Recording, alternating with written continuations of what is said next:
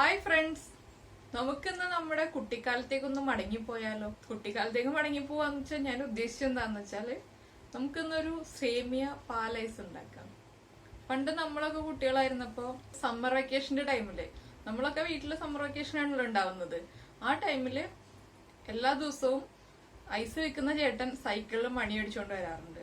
അപ്പൊ ആ ഒരു ഓർമ്മയിലാണ് ഞാൻ പറഞ്ഞത് നമുക്കൊന്ന് കുട്ടിക്കാലത്തേക്ക് മടങ്ങിപ്പോവാം. ആ കുട്ടിക്കാലത്തുള്ള ഓർമ്മകളൊക്കെ നമുക്ക് വീണ്ടെടുക്കാൻ വേണ്ടിയിട്ടാണ് ഈ ഐസ് ഉണ്ടാക്കാമെന്ന് തീരുമാനിച്ചത്. അപ്പൊ നമുക്ക് എങ്ങനെയാണ് സേമിയ പാലൈസ് ഉണ്ടാക്കുന്നതെന്ന് നോക്കാം. നോക്കുക മാത്രമല്ല, നമ്മളെല്ലാവരും വീട്ടിലുണ്ടാക്കി കഴിക്കണം. അതുപോലെ നമ്മുടെ കുട്ടികൾക്കും ഉണ്ടാക്കി കൊടുക്കണം. നമ്മുടെ കുട്ടികൾ ഇപ്പൊ സൈക്കിളില് പാലൈസ് ഒക്കെ കൊണ്ടുവരുമ്പോൾ നമ്മുടെ കുട്ടികൾക്ക് നമ്മൾ വാങ്ങിച്ചു കൊടുക്കാറുണ്ടോന്ന് അറിയില്ല. അപ്പൊ നമ്മുടെ കുട്ടികൾക്ക് വാങ്ങിച്ചു കൊടുത്തിട്ടില്ലെങ്കിൽ അവരും നമ്മുടെ കുട്ടിക്കാലത്ത് നമ്മൾ കഴിച്ചിരുന്ന ഈ ഒരു ടേസ്റ്റ് ഒക്കെ ഒന്ന് അറിയണ്ടേ. അപ്പൊ അതൊന്ന് നമുക്ക് കണ്ടു നോക്കാം. നമുക്ക് ഇൻഗ്രീഡിയൻസ് നോക്കാം.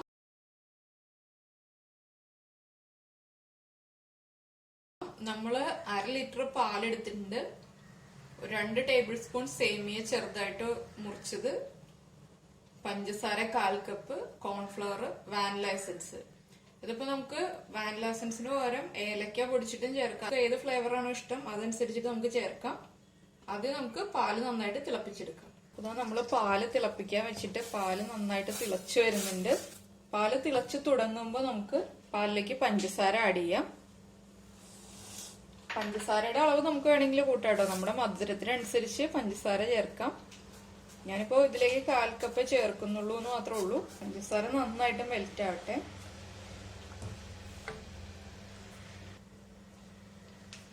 ഇപ്പൊ നമ്മുടെ പഞ്ചസാര നന്നായിട്ട് മെൽറ്റായി കഴിഞ്ഞിട്ടുണ്ട്. ഇതിലേക്ക് നമ്മൾ എടുത്തു വെച്ചിരിക്കുന്ന സേമിയ ആഡ് ചെയ്യാം. ഇത് നമ്മൾ റോസ്റ്റ് ചെയ്തിട്ടൊന്നുമില്ല, ഡയറക്റ്റ് തന്നെയാണ് ആഡ് ചെയ്യുന്നത്. ഞാനിപ്പോ 1/2 ലിറ്റർ പാൽ എടുത്തതില് കുറച്ച് പാല് മാറ്റി വെച്ചിട്ടുണ്ട്. ഇത്ര പാല് മാറ്റി വെച്ചിട്ടുണ്ട്. ഇതിലേക്ക് നമുക്ക് കോൺഫ്ലവർ മിക്സ് ചെയ്യാൻ വേണ്ടിയിട്ടാണ് കുറച്ച് പാല് മാറ്റി വെച്ചത്. നമ്മുടെ സേമിയ ഒന്ന് കുക്ക് ആവുന്നത് വരെ നമുക്ക് നന്നായിട്ട് ഇളക്കിക്കൊണ്ടിരിക്കാം. ഇപ്പൊ ഇതാ നമ്മുടെ സേമിയ നന്നായിട്ട് കുക്കായി വരുന്നുണ്ട്. ഇതിലേക്ക് നമുക്ക് കോൺഫ്ലവറും പാലും ചേർത്ത് മിക്സ് ചെയ്തിട്ടുള്ള മിക്സ് ഒഴിച്ചു കൊടുക്കാം. ഇത് കുറച്ച് പാലിലേക്ക് 2 ടീസ്പൂൺ കോൺഫ്ലവർ ആണ് മിക്സ് ചെയ്ത് വെച്ചത്. ഇത് നമുക്ക് ഒഴിച്ചു കൊടുക്കാം. അപ്പൊ നമുക്ക് കോൺഫ്ലവറിന് പകരമായിട്ട് 2 ടീസ്പൂൺ മൈദപ്പൊടി ആണെങ്കിലും പാലിൽ ചേർത്ത് മിക്സ് ചെയ്തിട്ട് നമുക്ക് ഒഴിച്ചു കൊടുക്കാം. കോൺഫ്ലവർ തന്നെ വേണമെന്ന് നിർബന്ധമൊന്നുമില്ല.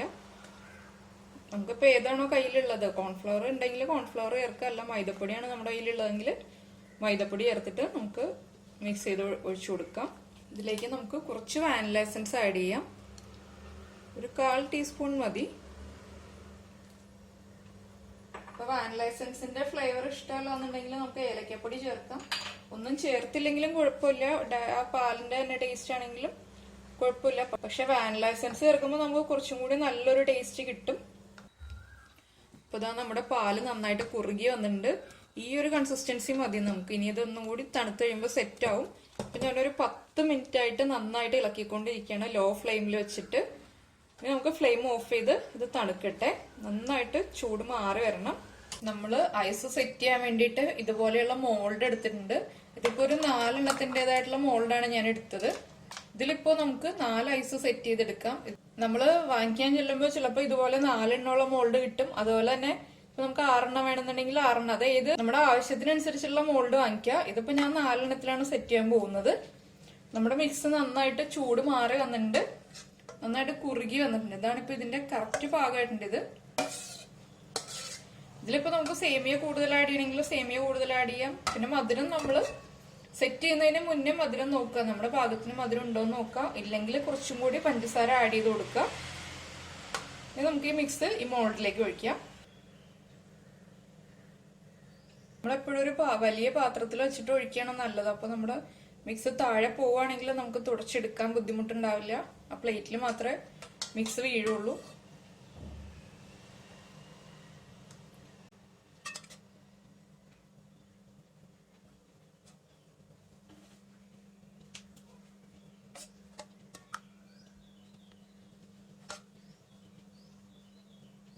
ഇപ്പൊ നമ്മള് 4 മോൾഡിലും നമ്മുടെ മിക്സ് ഒഴിച്ചിട്ടുണ്ട്. ഞാനിപ്പോ ഇതിലേക്ക് ഇതുപോലെയുള്ള പോപ്സിക്കിൾ സ്റ്റിക്കാണ് വെച്ചു കൊടുത്തിരിക്കുന്നത്.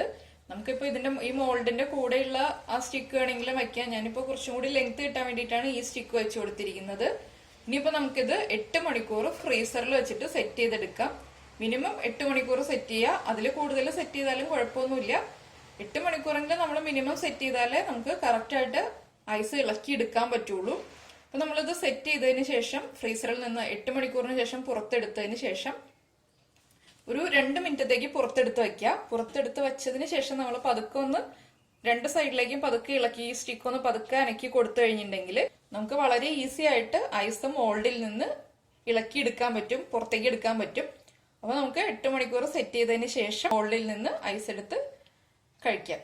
നമ്മുടെ സേമിയ പാൽ ഐസും സെറ്റ് ആയിട്ടുണ്ട്. നമുക്ക് ഈ മോൾഡിൽ നിന്ന് പതുക്കെ ഇളക്കി എടുക്കാം. കണ്ടോ, നല്ല കറക്റ്റ് ആയിട്ട് സേമിയൊക്കെ നമുക്ക് കാണാം. കണ്ടോ, കഴിക്കാൻ കൊതി തോന്നുന്നുണ്ടോ? നമ്മൾ ഇട്ടിരിക്കുന്ന സേമിയെല്ലാം നമുക്ക് കൃത്യമായിട്ട് കാണാൻ പറ്റുന്നുണ്ട്. നമുക്ക് ഒരു പ്ലേറ്റിലേക്ക് മാറ്റിയിട്ട് പ്രസന്റ് ചെയ്യാം. ഞാനിപ്പോ കുറച്ച് ഐസ് ക്യൂബ്സിന്റെ മേളിൽ വെച്ചിട്ടാണ് പ്രസന്റ് ചെയ്യുന്നത്. എന്താന്ന് വെച്ചിട്ടുണ്ടെങ്കിൽ വേനലാണ്, ഐസ് വേഗം മെൽറ്റ് ആയി പോവും. അതുകൊണ്ടാണ് ഞാൻ ഐസ് ക്യൂബ്സിന്റെ മേളിൽ വെച്ചിട്ട് പ്രസന്റ് ചെയ്യാൻ പോകുന്നത്. അപ്പൊ എല്ലാവരും സേമിയ പാൽ ഐസ് ഉണ്ടാക്കി കഴിക്കുക, കുട്ടികൾക്കൊക്കെ ഉണ്ടാക്കി കൊടുക്കുക. അതുപോലെ ഇഷ്ടപ്പെട്ട് കഴിയുമ്പോൾ കമന്റ് ബോക്സിൽ ആഡ് ചെയ്യുക. നമുക്ക് അടുത്ത ഡിഷുമായിട്ട് അടുത്ത ദിവസം കാണാം. ബൈ.